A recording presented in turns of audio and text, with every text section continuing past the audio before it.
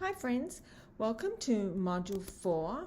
What a great job in Module 3.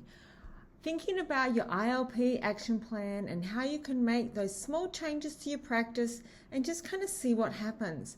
I really appreciate the sharing and the support you're offering each other. You're really making great connections between action research and the CSTPs, and it's great that you can see that action research is a work in progress and it's not set in stone. Chatting with some of you in Zoom showed me how dedicated you are and how great your mentors are. Before we jump into Module 4, let's think about this semester so far and the ILP so far. You started the CSTP self-assessment and then some goals way back in Table 2. It seems like forever ago. Next, in 502G, you started to think about ways you could grow in your identified CSTP. Some of you read research, observed other teachers, attended PD, and so on. In Table 3, you documented what you learned from this research.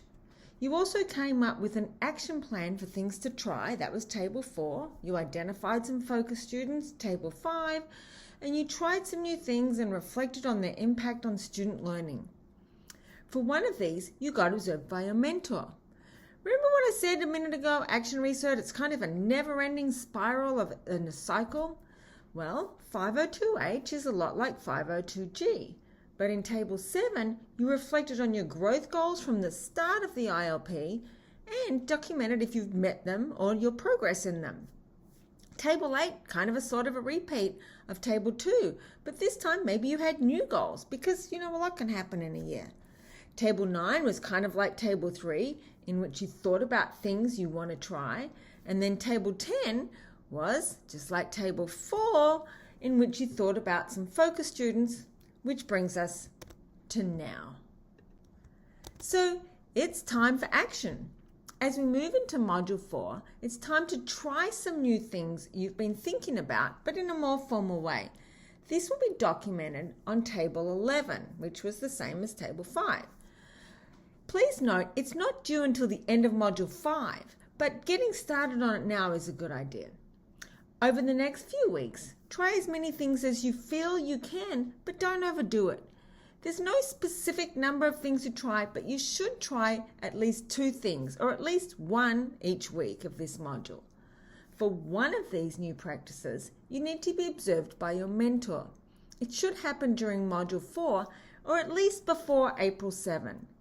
You should develop a lesson plan and share it with your mentor. You do not need to submit it to us. The format of the lesson plan should be the one that your school uses. Make sure you download the forced copy of the lesson plan observation form and share that with your mentor. You'll be having a post-lesson conversation as well. These are essentially your mentor meetings for Module 4. Ultimately, in the next 2 weeks, you need to start to document your growth in all of the CSTPs. It'll be the main task for Module 5, but getting started now is a good idea. Check the assignment description for the expectations. Essentially, you should be showing growth in all areas, even if it's just a little bit of growth. You might still be applying, but maybe you're kind of at applying plus, so to speak. I think Module 4 is the most exciting module of this class because you're really getting to do things and you're getting to see how they impact student learning. Have a great week, and you know how to get a hold of me.